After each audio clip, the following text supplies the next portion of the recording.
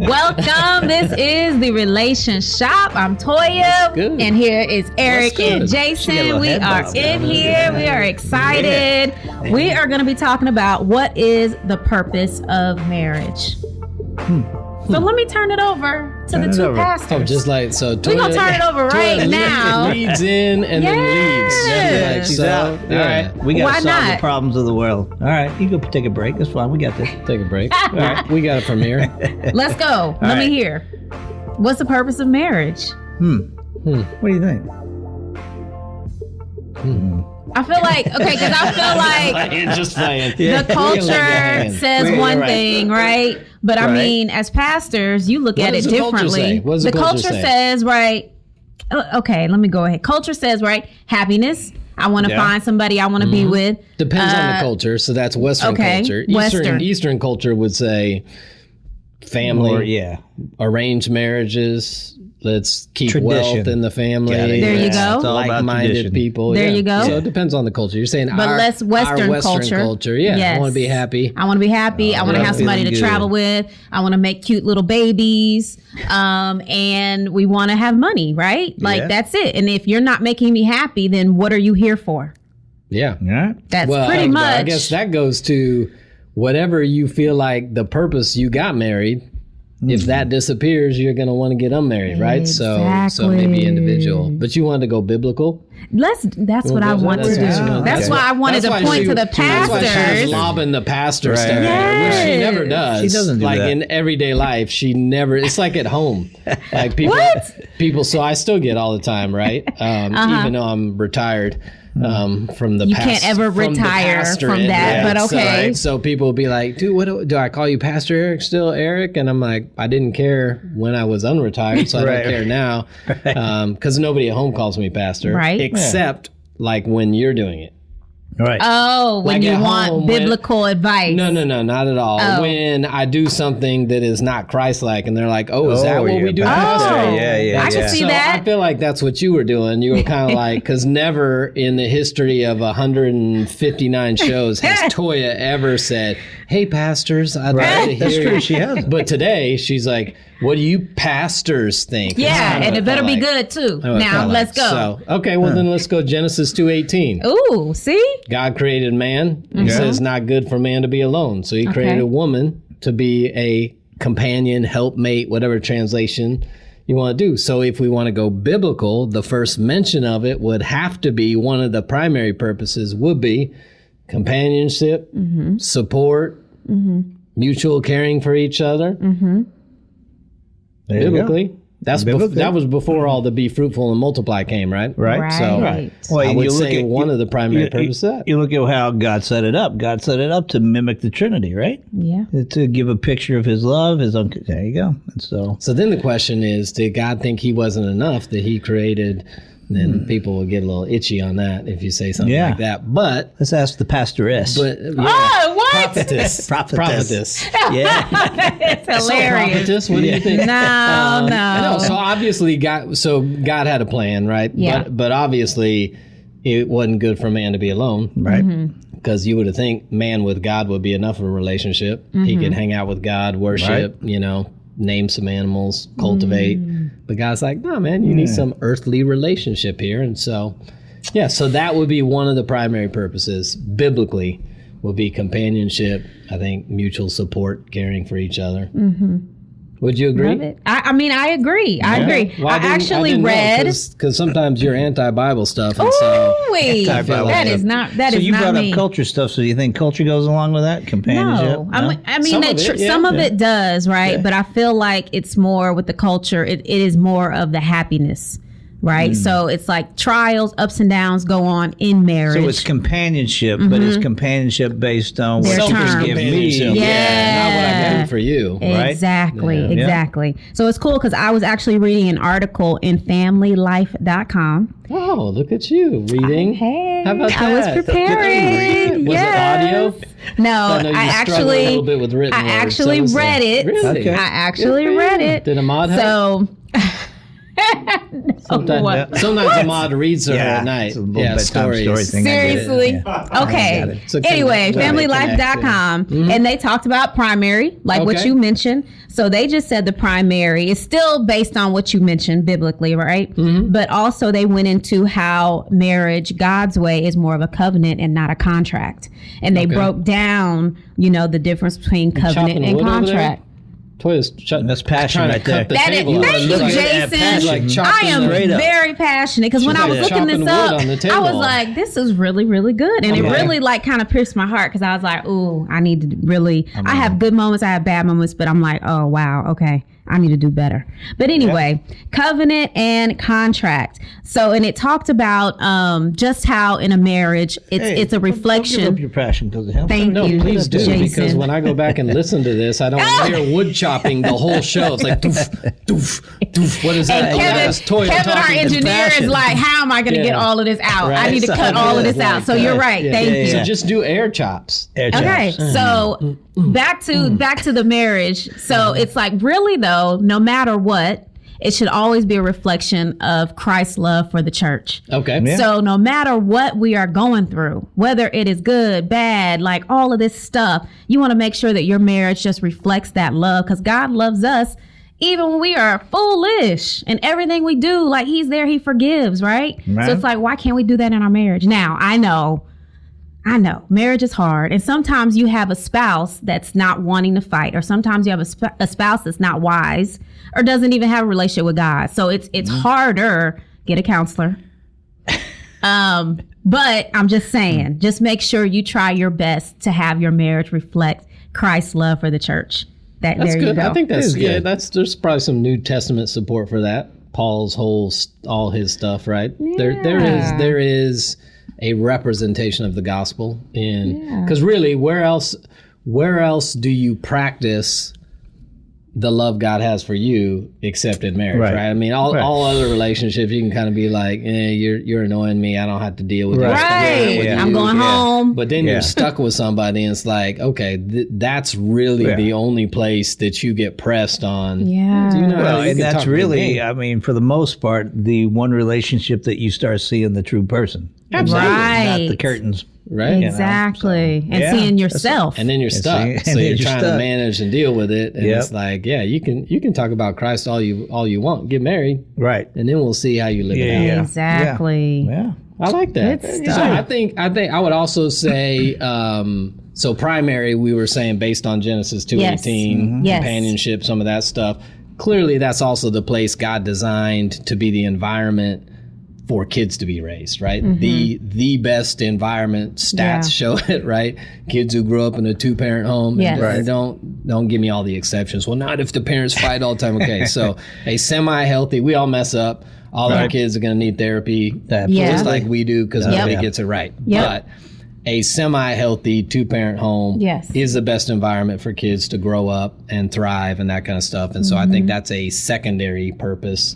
The fruitful and multiply, right? So companionship, kids, right? And so that's why people, it's hard to talk about anything because in the back of my mind, I always hear everybody's like exception objections. Oh, so if they can't have kids, that means they can't do God's best. Listen, dude.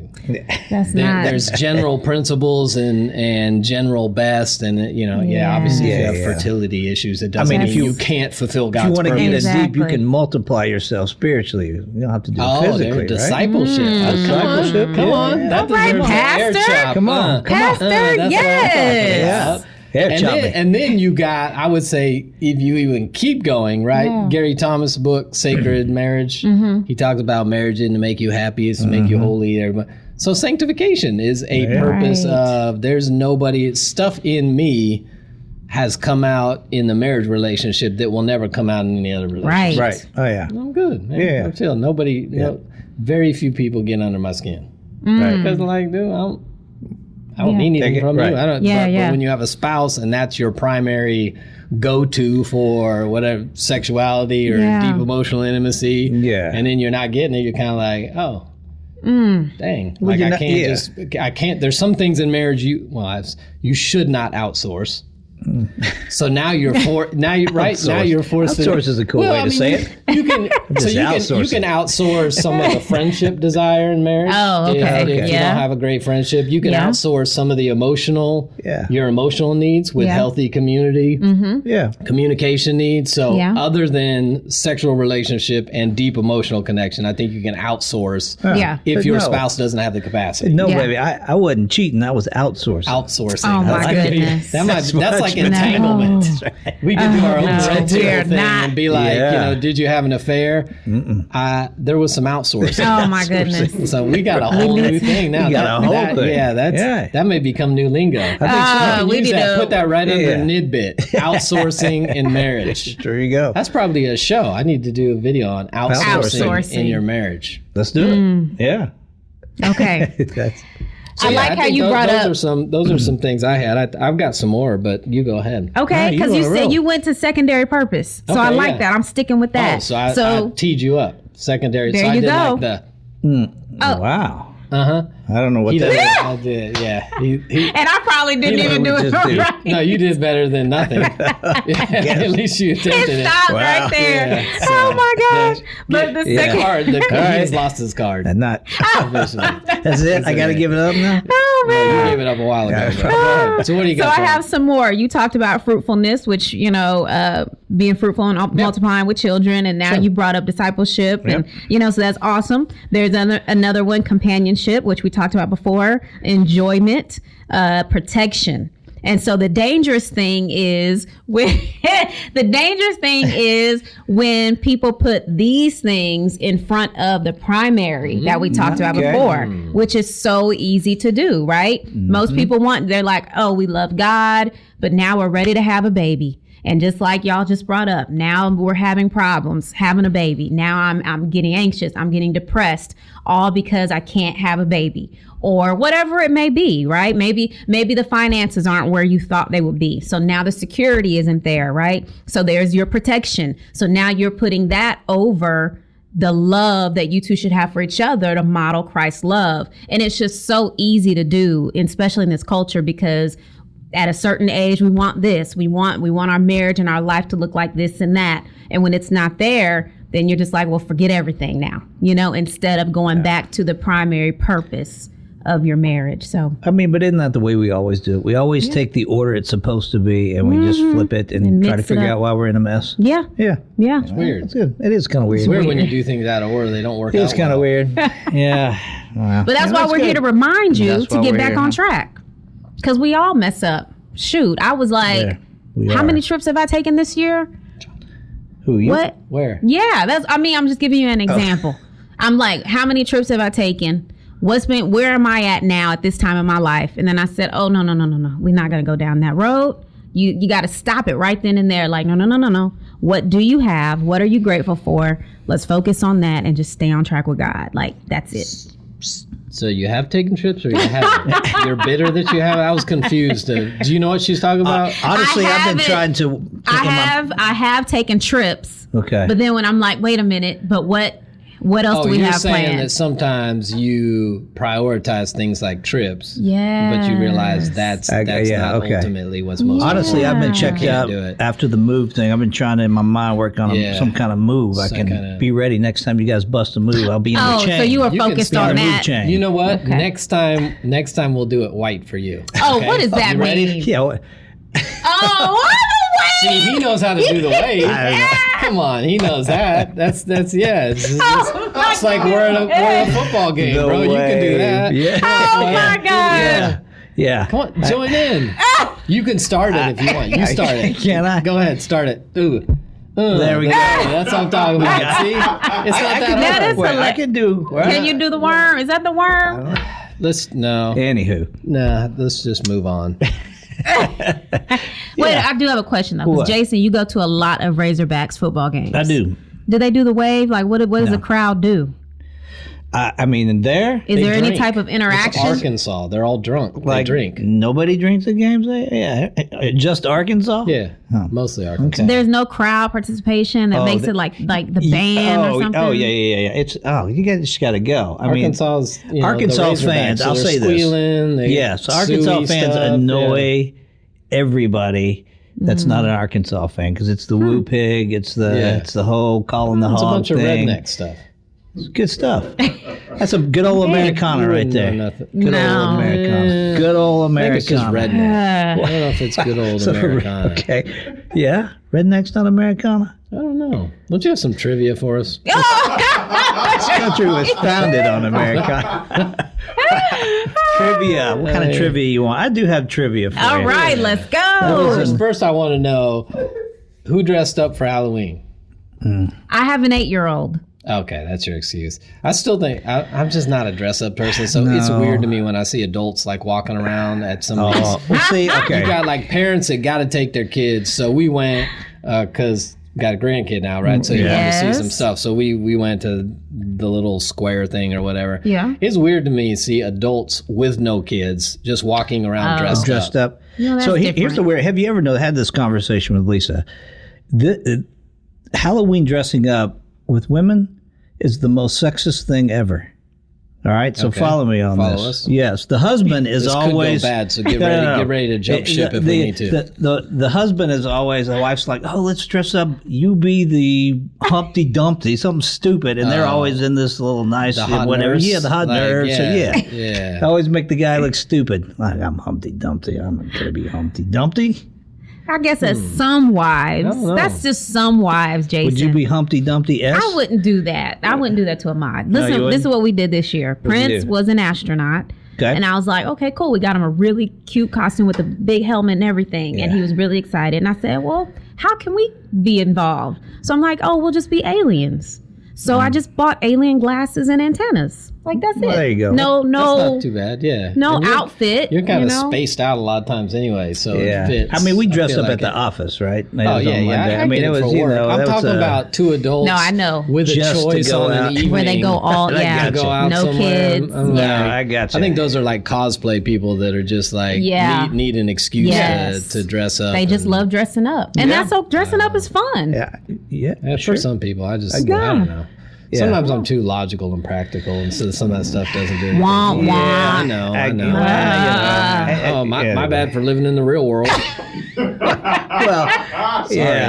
Well, speaking of trivia, that was a great segue, by the way. That's good. We're going to do some, since we came out of Halloween, let's do some Halloween trivia. Let's see how much you know. We know we don't like to dress up. We got that down. Except for you. You like to dress up, I guess, right? Yeah. Do you decorate for it? No. Okay. That's too much. We used to decorate, but now it's so nice because the kids are old, so now I'm not putting anything out. Yeah. Come on, man. I only decorate for Christmas. Well, let's see how much you guys really know about Halloween. So, all right, let's start with some candy stuff. And I gave you choices, right? I gave you multiple choices, so you're not flying totally. We're ready. All right, let's see. How many pounds of candy corn are produced every single year? Candy corn. I do like it. 35 million pounds is my answer. Kevin doesn't like candy. You like candy corn, Ahmad? Yeah, I do. Candy corn is pretty I'm going to go with a million pounds. 35 million pounds. It is 35 million pounds. I just let Eric have that one because I figured that was the answer. All right, which country holds the record for the largest pumpkin ever? Wow. I'm going to go with Austria. That's what I was going to pick too, so I'm going to have to stay with it. There you go. It's Switzerland. Just shy of 2,000 pounds. That's a big pumpkin. Big, not bad. I'm impressed. All right, let's go M&M's. M&M's over candy corn? No? Okay. Yeah. All right. M&M's are good. Yeah, totally. All right, how many colors of M&M's are in a normal bag? Oh, in a normal bag. Normal bag. 4. Not something special. Just a normal bag. 4. That was pretty. Colors? That was pretty serious. I'm going to go 5 then. Yeah, it was actually 6. Yeah. She said it like she knew. Used to be the standard, then they replaced there was some tan one. You remember the tan one? They got rid of it and put blue in, but anyway. Nobody likes tan. Dark brown. That might be before my time. Yeah, I guess it probably was. All right. All right, in what state, this is kind of interesting, in what state is it illegal to dress up as a nun or a priest for Halloween? Still illegal. Really? Yeah. Nun or a priest. And they're all Southern because I was really looking for one of the Southern ones, but they're all Southern. Absolutely. Alabama, Georgia, Florida, North Carolina. All Southern. Woo pig. I guess Alabama. I'll go North Carolina. We got Section 13A. In Alabama. Nice. Yep. Alabama. It's Can't dress up like pretending to be a clergyman is what the law impressive. states. Yeah. All right. So I love me some Winston Churchill, so I got to throw in somewhere, right? Yeah. What ghost did British Prime Minister Winston Churchill reportedly see in the White House? What ghost? Yeah. Abraham Lincoln. Got it. That was weird. Yeah. I mean, you guys are a little mojo going. All right. That's what I'm talking about. All right. How many children have been harmed or injured by poisoned or manipulated candy given to them by strangers on Halloween? Those are the numbers? Those are the numbers. I was going to go with like thousands. I'll go 113. I'm going to go 56. 0. Really? 0. No kids have ever been injured? No kids have been injured. Wow. Yeah. There's a real opportunity out there for people. And they try to scare you all the time. All the time. I even had a buddy of mine, Cairo buddy, that was his thing on Halloween. Bring your candy in and I'll X-ray it. Yeah. So anyway, wow. That was a thing. I mean, way back when I was a kid, that was a thing. Watch razor blades. All right. Last one here. Let's see what we got. If Halloween is the day with the third highest amount of parties held in the U.S., what 2 other days hold the 2 other spots? New Year's and Super Bowl. Yeah. You think? Wow. Yeah. Not everybody does Thanksgiving or. Yeah. With the parties held? Yep. Yeah.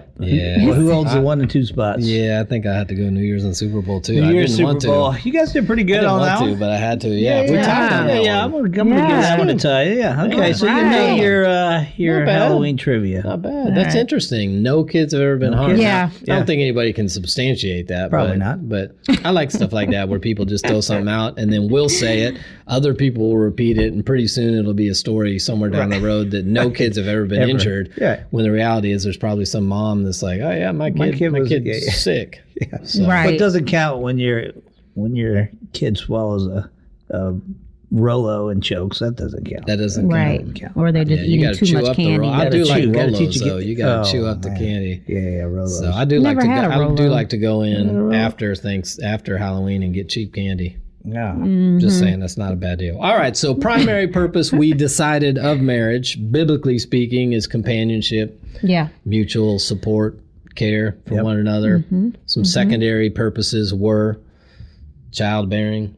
Yeah, providing a place for kids to grow up and do some of that kind of stuff. We also said sanctification. Yep. A place to become more Christ-like because you're stuck with somebody. And hey, man, that's why people don't like it. You rub me the wrong way. You kind of bring out some stuff in me. That's why people say marriage is hard. They don't really know what they're saying. Why it's hard. Well, there's your why it's hard right there. You're dealing with more than just companionship. You got a spiritual thing going on. You got all these levels. And even if you're willing to deal with your own stuff that gets brought up, you can't deal with the other person's stuff. They have to, and so that becomes a problem. Yeah, right. At some point, because okay, now I have to sit and wait while you process your stuff. Yeah, and maybe you don't want to. Yeah. Like, oh, okay, I guess we're here. I would say also, I think that marriage can be a place to help guard against sexual immorality, right? We live in a world that's pretty sexual. Yeah. And so having a spouse and a venue, venue is the wrong word, having a relationship, an environment in which to exercise sexuality in a healthy way. Otherwise known as outsourcing. Right. So I do think it can provide, help in that. Yeah, that's good. As opposed to people running around. Well, there you go. So put in the work. If you need a counselor, reach out, send us a message. We'll get you hooked up with one. If you have not already, like and subscribe. And if you are a podcast fan, then check out the Relation Shop podcast, and you can just hear us if that's what you prefer. If you don't want to see Toya chopping all the time, although people listening are going to want to know what Toya's doing with her hands. Passes the time on the long road trips is perfect. Absolutely. It does. Perfect. Thank you. See? It's good. That's just passion. Yeah. I like it. It's good. Wood chop. Good job. I'll keep it up. Could have Toya That's okay. That's okay. Thank you for joining us, and we are out of here.